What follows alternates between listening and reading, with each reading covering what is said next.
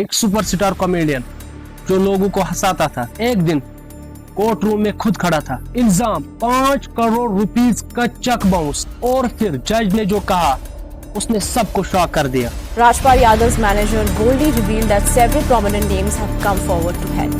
2010 में राजपाल ने अता पता लापता फिल्म के लिए 5 करोड़ लोन लिया। Shifting focus now to some breaking news that's coming in. Delhi High Court has granted insurance. लेकिन असली कहानी मीडिया ने पूरी बताई ही नहीं। राजपाल यादव बॉलीवुड का वो नाम है जिसने हमें हंगामा, भूल भुलैया जैसे फिल्म्स में हंसा हंसा कर लूट फूट कर दिया। लेकिन एक वक्त ऐसा भी आया जब हेडलाइन में कॉमेडी नहीं, कोर्ट केस था। अब सवाल आता है, आखिर हुआ क्या था? रिपोर्ट्स के मुताबिक राजपाल यादव ने एक फिल्म प्रोजेक्ट के लिए एक फाइनेंशियल लोन लिया था। फिल्म प्रोडक्शन एक रिस्की बिजनेस होता है, यहाँ पैसा ज्यादा लगता है और वापस आने की गारंटी कम होती है। इस प्रोजेक्ट के लिए अराउंड 5 करोड़ रुपीस का अमाउंट इन्वॉल्व था। जब पेमेंट का वक्त आया, कंप्लेनेंट को एक चेक इशू कर दिया गया, लेकिन जब वो चेक बैंक में डिपॉजिट हुआ वो क्लियर नहीं हुआ। बैंक ने इशू डिसऑनर्ड मार्क कर दिया, जिससे हम आम लैंग्वेज में चेक बाउंस कहते हैं। अब यहाँ लोग सोचते हैं कि चेक बाउंस का मतलब है अकाउंट में पैसे कम थे, लेकिन लीगली सिचुएशन उसे काफी सीरियस हो सकती है। इंडियन लॉ के अंडर अगर चेक बाउंस होता है और इशूअर टाइम लिमिट के अंदर पेमेंट सेटल नहीं करता तो कंप्लेनेंट क्रिमिनल फाइल कर सकता है। यही हुआ, कंप्लेनेंट ने लीगल नोटिस भेजा, पेमेंट डिस्प्यूट रिजॉल्व नहीं हुआ और फिर मैटर कोर्ट तक पहुंच गया।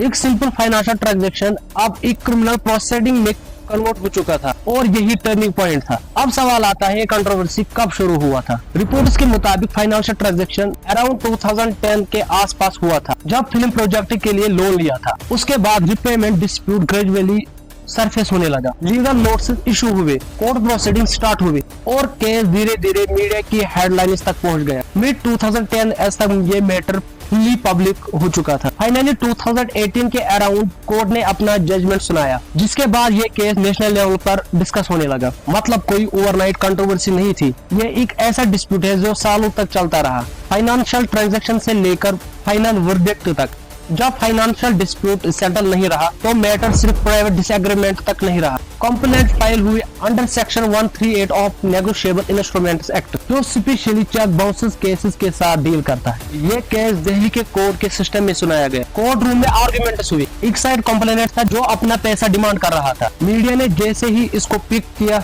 ये लोकल डिस्प्यूट से नेशनल हेडलाइंस बन गया। कोर्ट का एनवायरनमेंट सीरियस था, यहाँ कॉमेडी का स्टेज नहीं, लीगल अकाउंटेबिलिटी का सिस्टम था। अब सबसे इम्पोर्टेंट सवाल, आखिर इशू इतना क्लियर क्यों हुआ? देखिए, नॉर्मली अगर किसी का पेमेंट लेट होता है तो वो वेट कर लेता है, लेकिन यहाँ अकाउंट छोटा नहीं था, करोड़ों का ट्रांजैक्शन इन्वॉल्व था। मान लीजिए आपने किसी को पैसे दिए हो और वो आपको चेक दे और बैंक बोले इनसफिशिएंट बैलेंस, आप क्या करोगे? पहले आप नोटिस भेजेंगे, फिर वेट करेंगे, और अगर फिर भी पेमेंट क्लियर नहीं हुआ तो आप लीगल एक्शन लोगे। और यही हुआ।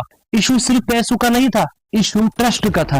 कंप्लेनेंट को लगा उसका पैसा अटक गया है, और जब चेक लीगली डिसऑनर होता है, लॉ ऑटोमेटिकली एक्टिव हो जाता है। यहाँ से मैटर पर्सनल या प्रोफेशनल नहीं रहा, वो लीगल हो गया। और जब केस लीगल बन जाए तो फिर सेलिब्रिटी हो या कॉमन मैन, प्रोसेस सेम हो जाता। अब सबसे बड़ा सवाल, ये सब खत्म कैसे हुआ? जब कोर्ट ने एविडेंस देके डॉक्यूमेंट्स और एग्जामिन किए, कोर्ट ने उन्हें गिल्टी माना चेक बाउंस के केस में, और हाँ, जेल सेंटेंस भी सुनाया गया। सोचिए, एक एक्टर जो लोगों को हंसाता था अब खुद कोर्ट रूम में खड़ा होकर वर्डिक्ट सुन रहा था। लेकिन कहानी यही खत्म नहीं होती। लीगल सिस्टम में अपील का ऑप्शन भी होता है और फाइनेंस डिस्प्यूट्स में सेटलमेंट भी पॉसिबल होता है। रिपोर्ट्स के मुताबिक बाद में लीगल प्रोसेस, अपील और सेटलमेंट्स के थ्रू मैटर रिजॉल्व हुआ। मतलब ये परमानेंट डाउनफॉल नहीं था, लेकिन एक स्ट्रॉन्ग रिमाइंडर जरूर था। फाइनेंशियल कमिटमेंट्स मजाक नहीं होते, चेक एक पेपर नहीं होता है, लीगल प्रॉमिस होता है, और जब प्रॉमिस टूट जाते हैं तो कॉन्सिक्वेंसेस रियल होती है। अब अगर अपनी पर्सनल ओपिनियन दूं, मुझे लगता है ये केस एक सेलिब्रिटी कंट्रोवर्सी नहीं था, ये एक रिमाइंडर था। रिमाइंडर की फाइनेंशियल रेस्पॉन्सिबिलिटी सब पर इक्वली अप्लाई होती है। हम अक्सर सोचते हैं कि सेलिब्रिटीज के पास पावर होता है, इन्फ्लुएंस होता है, लेकिन जब बात लॉ की आती है, सिस्टम सबको सेम ट्रेड करता है। मेरी नजर में ये दो चीजें क्लियर होती है। पहला, फाइनेंशियल कमिटमेंट्स को लाइटली नहीं लेना चाहिए, और दूसरा, फेम आपको हेडलाइंस दे सकता है लेकिन अकाउंटेबिलिटी से बचाता नहीं। हाँ, लाइफ में अप्स एंड डाउन्स आते हैं, बिजनेस रिस्की भी होता है, लेकिन जब लीगल डॉक्यूमेंट साइन होता है वो सिर्फ इंक नहीं होती, रेस्पॉन्सिबिलिटी होती है। और शायद इसी वजह से ये केस इतना इम्पोर्टेंट था। आपका क्या ओपिनियन है? क्या लॉ सबके लिए ट्रूली इक्वल है? कमेंट करके जरूर बताएं। थैंक्स।